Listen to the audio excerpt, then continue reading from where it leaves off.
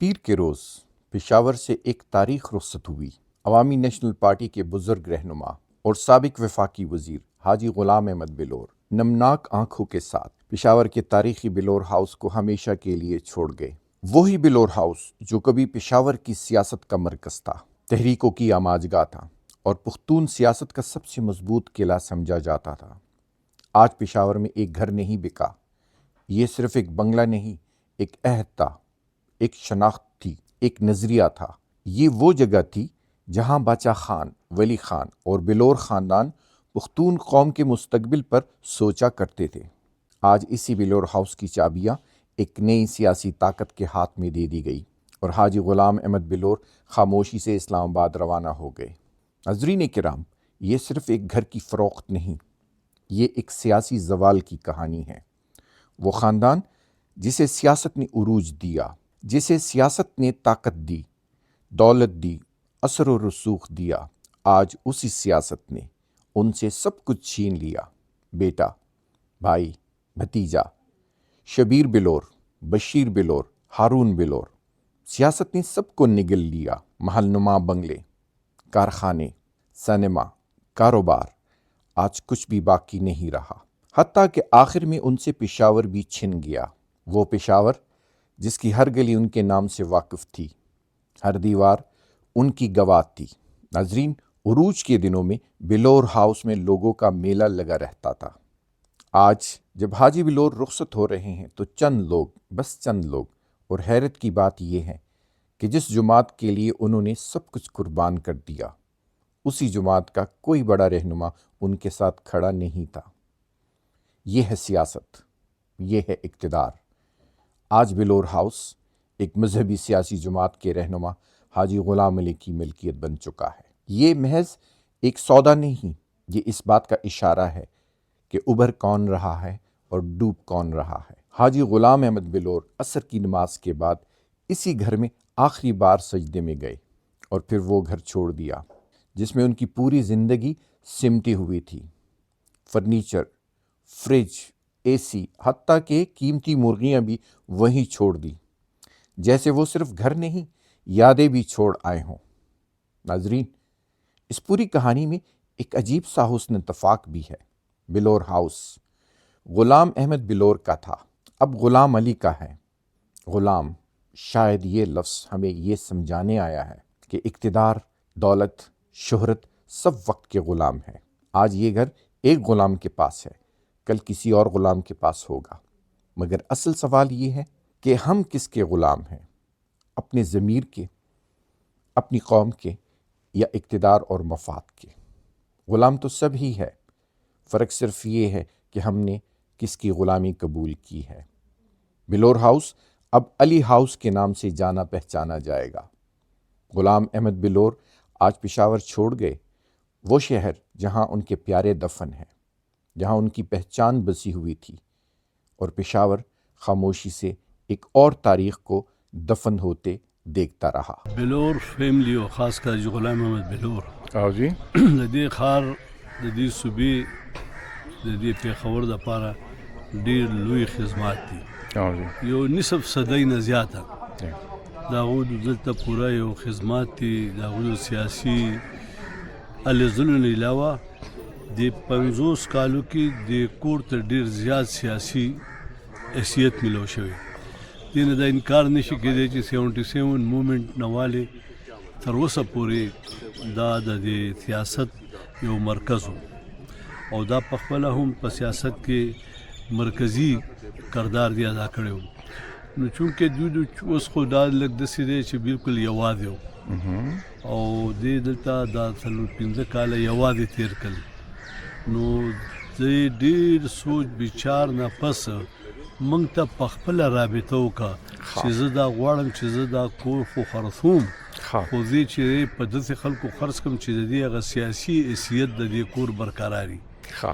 نو موږ خو ډېر زیات ورته دغه وکړل چې یاره موږ نشو دا کولی که نه، خو هغې ویل چې زه خامخا دا د تاسو له درکوم، ولې چې زه ګورم په فیوچر کې چې د پیښور سیاست چې کوم دی تاسو دلته ژوندی ساتلی شئ.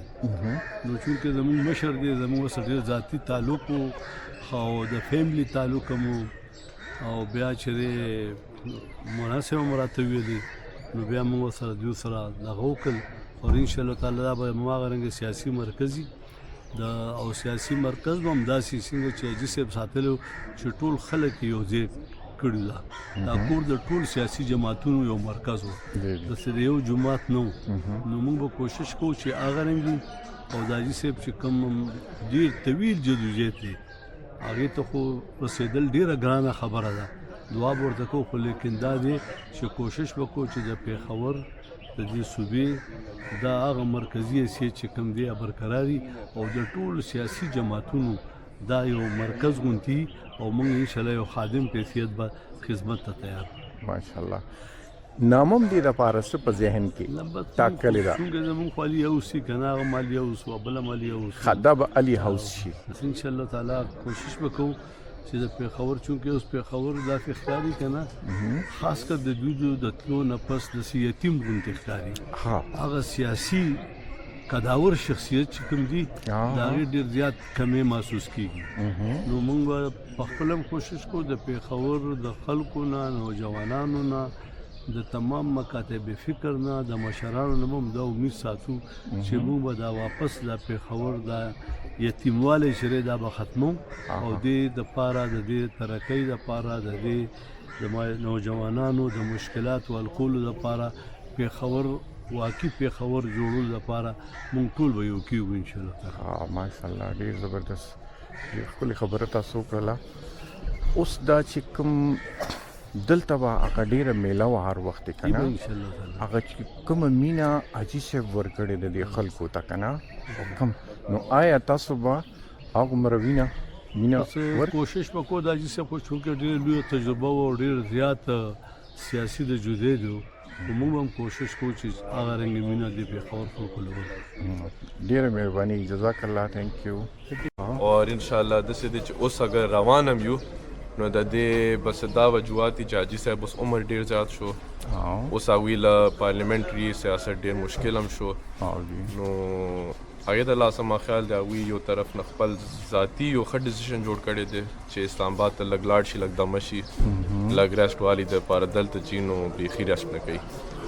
نو افسوس دا دی چې ظاهر سی خبره حاجي صاحب اوس یو داسې عمر باندې دی چې نشي کولی سیاست او هر څه لږ مشکل دی هغې دپاره.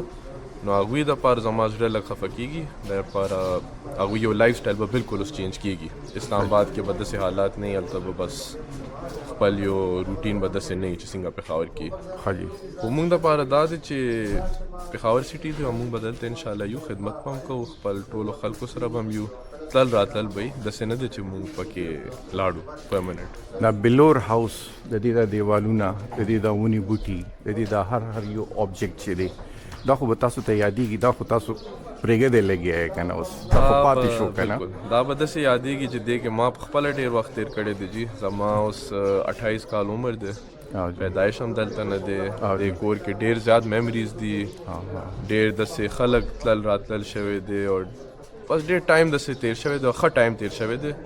خو بس دنیا د جي چلی انشاءالله مخکې به هم چلی چې چاته دا کور به نصیب کېږي، هغې به هم ښه وخت تېرېږي انشاءالله پکې، اور موږ یو ډېر ښه وخت پکې تېر کړی دی. نو بس دې نه زیات خو نور څه نه شم ویلی. تھینک یو جی، ډېره مهرباني، الله خوشحاله لره. ولید احسان محمد زی تاسو سره مخاطب یم چې حاجي غلام احمد بلور صاحب ټول عمر یو پارټۍ کې تېر کړو، خپل د ژوند 55 کاله یو پارټۍ کې تېر کړل، دې کې ډېر سختې دي باندې راغل، ډېر قیدونه هم پکې تېر کړل، دي شهیدان هم ورکړل دې پارټۍ له، دوه شهیدان یې ورکړي دي، د باچا خان بابا د وختونه والې، بیا ولی خان، بیا اسفندیار خان او بیا ایمل خان، ټول سیدي یو ځای پاتې دي، ډېر تکلیفات یې تېر کړي دي، خو دې چې کم مخلصتیا وه نو هغې کې څه کمی نه راغلی. الحاج غلام احمد بلور یو ډېر غټ شخصیت، یو ډېر غټ نوم، بحیثیت یو انسان انتہائی زیات شریف النفس، انتہائی زیات مینه کوونکی، انتہائی زیات عاجز پسند سړی